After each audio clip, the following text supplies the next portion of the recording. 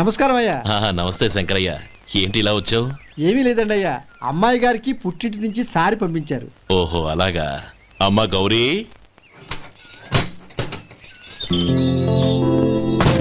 ఏంటి బావగారు పిలిచారు? నమస్కారం అమ్మా. ఏం లేదమ్మా, అయ్యగారు మీకోసం సారి పంపించారు.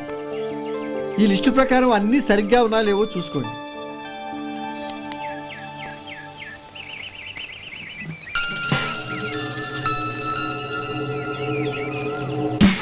ఇవన్నీ తిరిగి తీసుకెళ్లి మీ అయ్యగారికి ఇవ్వండి. అదేంటమ్మా? దయచేసి ఇంకేం మాట్లాడద్దు, చెప్పింది చేయండి.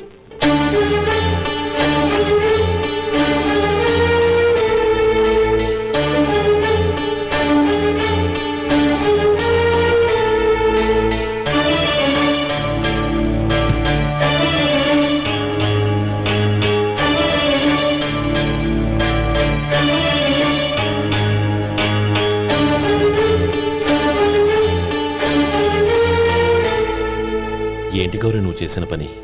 మీ నాన్నగారు అంత ప్రేమగా పంపిస్తే తిరిగి పంపించేశావు. ఆయన ఏమనుకుంటారు? ఏమనుకుంటే నాకేంటండి? ఎవరికైనా ఏదైనా పంపించేటప్పుడు వాళ్ళ స్టేటస్ కి తగ్గట్టుగా పంపించాలి. నాకు పంపించాల్సిన వస్తువులు అవి. ఆ మాత్రం ఇంగిత జ్ఞానం లేకుండా పంపితే నేనెందుకు తీసుకోవాలి?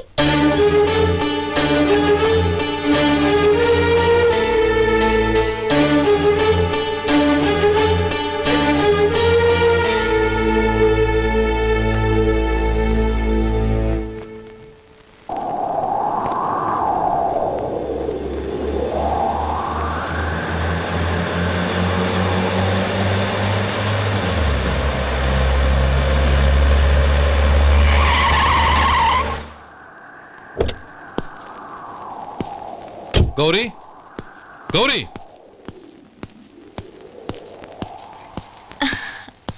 రండి నాన్న. ఏంటమ్మా నువ్వు చేసిన పని? నేనేం చేశాను? ఇంకా ఏం చేయాలమ్మా? నేను ప్రేమగా సారి పంపిస్తే తిరిగి పంపించేస్తావా? నీకు పంపిన వాటిలో ఏమైనా తక్కువ ఉంటే నాకు చెప్పాలి కానీ అలా తిరిగి పంపించేయటం ఏంటి? ఏదీ తక్కువ కాలేదు నాన్న, కావాల్సినవన్నీ ఉన్నాయి. కానీ ఉండకూడదు కూడా ఒకటి ఉంది. ఏంటమ్మా అది? ప్రతి వస్తువు మీద నా పేరు. అందులో తప్పేముంది?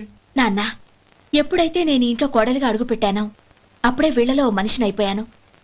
మీరు పంపిన వస్తువులు ఇక్కడుంటే అవి చూసినప్పుడల్లా వాటి మీద నా పేరు కనపడి ఇది నీది అని గుర్తు చేసి నన్ను పరాయిదాన్ని చేస్తాయి. అది కాదమ్మా. ఇంకేమీ చెప్పకండి నాన్న.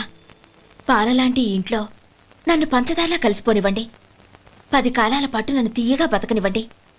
I'm very happy with what I have here. దయచేసి ఇంకేమీ పంపడానికి ప్రయత్నించకండి ప్లీజ్. కూతురుగా మీ కోరిక తీర్చలేకపోయినందుకు నన్ను క్షమించండి నాన్న. ఈ ఇంటి కోడలిగా నా బాధ్యత నెరవేర్చేలా దీవించండి.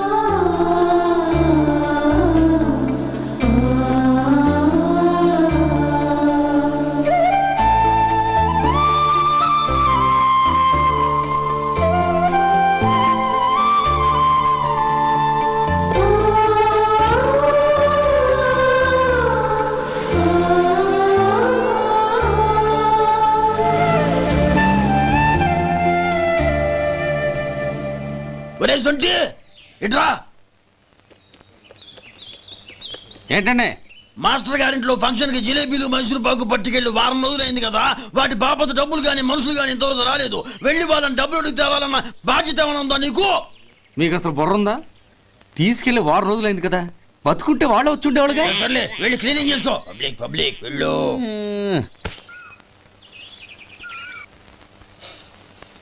మా అమ్మగారు నన్ను ఆశీర్వదించండి. అయ్యో, ఏమిటమ్మా ఇది? శుభమా అంటూ శ్రావణ శుక్రవారం పూట ఎవరైనా సుమంగళికి నమస్కరించి ఆశీర్వాదం తీసుకోవాలి కానీ నా కదమ్మా. మా అమ్మగారు, నుదుటిన బొట్టు మెళ్ళో సూత్రం ఉంటేనే సుమంగళి ఎవరు? మనసులో మంగళకరమైన ఆలోచనలున్న వాళ్లే సుమంగళవుతారు. 3 తరాలు చూసిన మీకంటే సుమంగళెవరుంటారు చెప్పండి? మీరొక్కసారి నన్ను దీవిస్తే 100 ఏళ్లు నేను పసుపు కుంకాలతో చల్లగా ఉంటాను. నన్ను ఆశీర్వదించండి.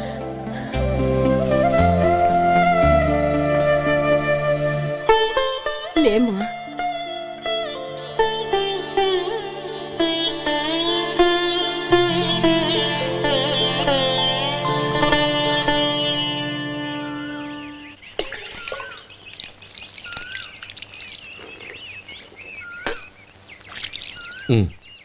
తుడుచుకోండి. గౌరీ వంటలు అదరగొట్టేశావు. థ్యాంక్స్ అండి.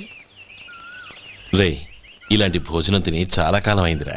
రసం బ్రహ్మాండం. అనయ్య నువ్వు వేసుకున్నావా? వేసుకోవడం ఏంటి, 2 చెంబులు గడగడ తాగిసా. బ్రేవ్ వదినా అన్ని వంటలు అద్దరిపోయాయి.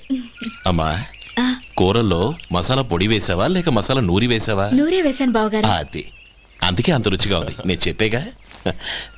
కానివ్వండి.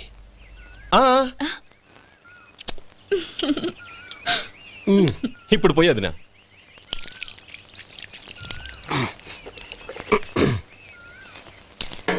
అనయ్య ఏమండి మరిది గారు, నా వంట గురించి మీరేం చెప్పలేదే? దోసకాయ పచ్చడి చాలా బాగుందండి. తన్ని నన్ని తానని నన్ని. థ్యాంక్స్ వదినా. తీసుకోండి.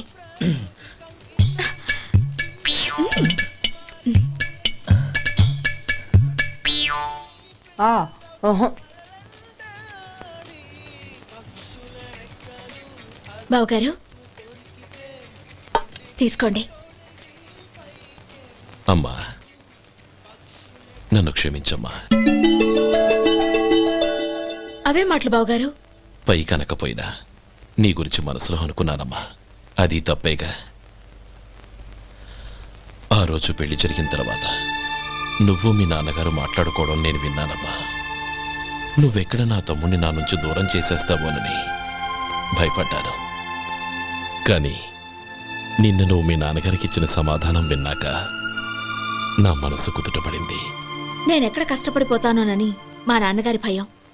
డబ్బుంటే కష్టాలేవి దగ్గరికి రావని నమ్ముతారాయన.